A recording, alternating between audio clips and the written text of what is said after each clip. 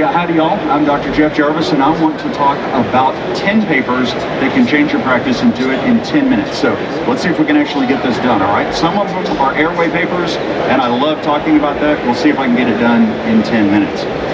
Papers number 1 and number 2 are the big airway trials. So this is PART in the US and Airways 2 in the UK. So PART, the Pragmatic Airway Resuscitation Trial. This was the trial that Dr. Henry Wang ran with the ROCK trials, and my boy Mikey V was one of the authors on there.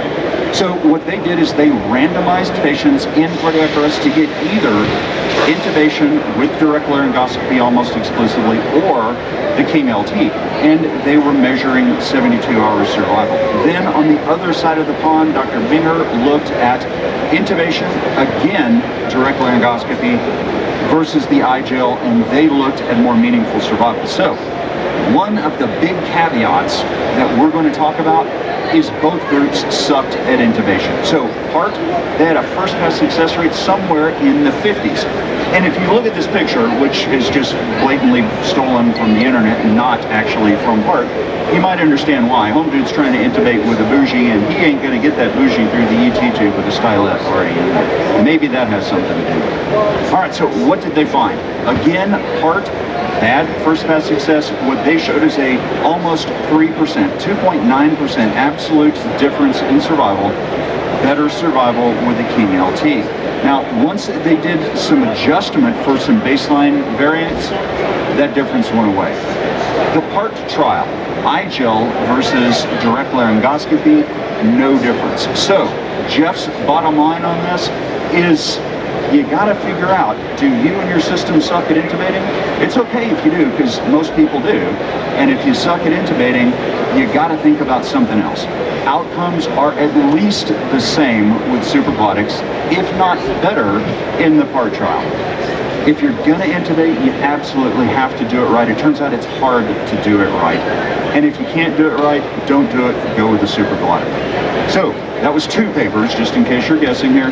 Let's talk about cardiac arrest. Should we stay or should we go? Do we work these cardiac arrest on scene, or do we throw them in the back of an ambulance and go really fast? So this was a study that looked at, it was a secondary analysis of the ROCK registry. So all of the ROCK trials that looked at cardiac arrest went into a registry, and they broke those folks up into, we work until we get pulses back, or we terminate on scene, or we put them in the ambulance and work intra-arrest CPR. And what they were looking at was the outcome. Did this do better with survival? What did we find? Well, it turns out, if you have been paying attention at all, that you will know throwing them in the back of the ambulance and driving fast is the way wrong answer. So ultimately, neurologically intact survival has an odds ratio of 0.6. That means 40% improved functional neurologic survival if you stay and play. Now, I just love this graph, because what this looks at is each site in the ROCK trial. And they said, well, let's see. This site, which shall remain nameless, transported 60% of their cardiac arrest with CPR in progress.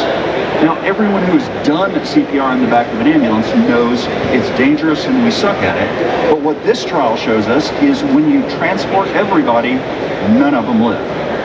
Compare that to this site, they transported almost nobody with CPR in progress, 20% survival, and this is all comers. So it's not just VFib, it's VFib and asystole and PEA. So stay and play, you're going to do better for your patients. 40% improved odds of survival.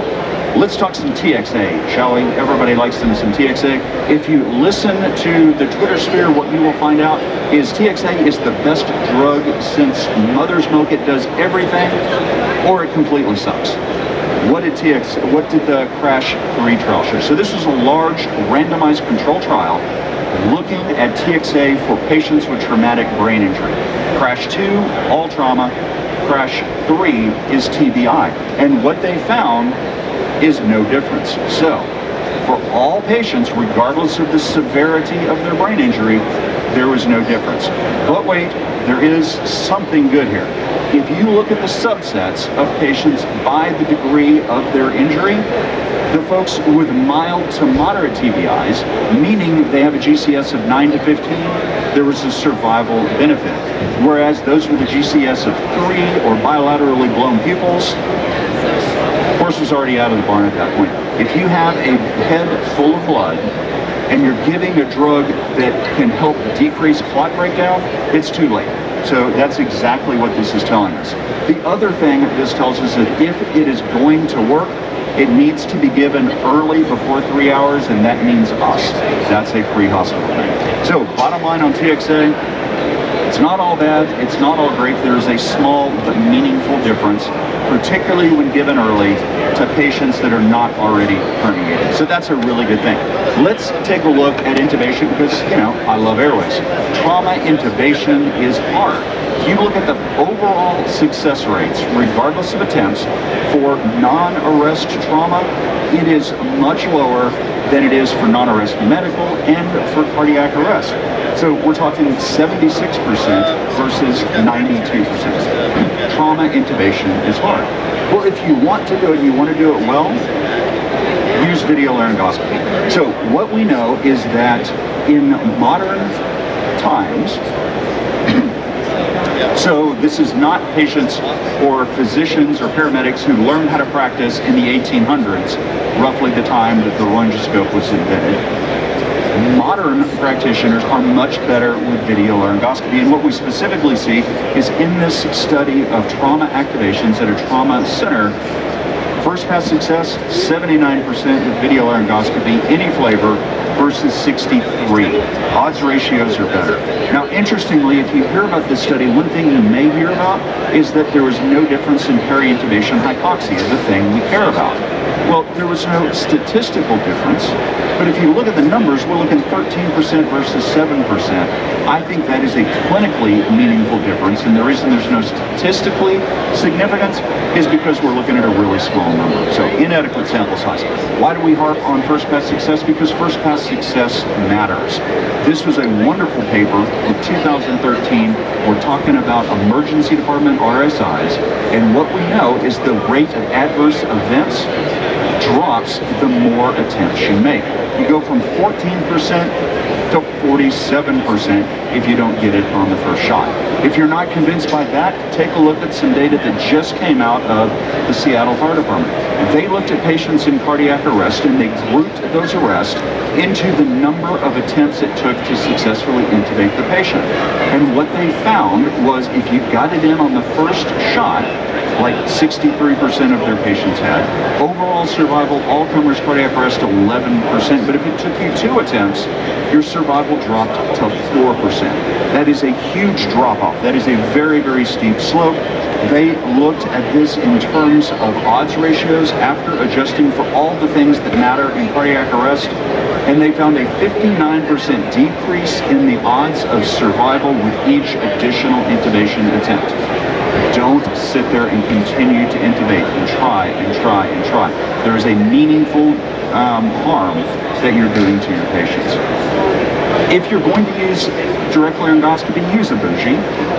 Great studies from both Seattle and Hennepin County in the emergency department. No doubt about it, bougie use with DL improves first pass success, and first pass success is important. All right, one more paper here. I believe we're at 10. Traumatic brain injury. Traumatic brain injuries, baby, watch out for the H-bombs.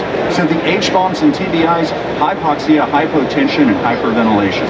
Dr. Spate and Bobo in the EPIC study in Arizona did a wonderful job of documenting how bad these things are. So in this overall group of 13,000 patients, the overall mortality was 8%. This was a sick group of people. But if you look at those who had just one episode of hypotension, 21% of them died. That is an adjusted odds ratio of death with one episode of hypotension of 4.4. Four-fold increase in death with one episode of hypotension.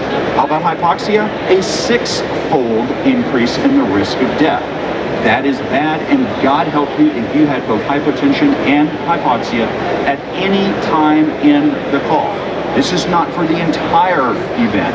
Anytime SATs drop below 90 and hypotension, 13-fold increase in the chance of death. It's bad. Avoid the H-bombs. Guys, that is what I have for you. I think we've got 10 papers in 10 minutes, meaningful changes to your practice. If you want any of these papers, or if you want more information, you can hit me up on Twitter or on my email. And whatever you do, listen to me and Mike on the Flight Bridge Ed EMS Lighthouse Project Podcast. Thanks a lot, y'all. Awesome. So for the people watching.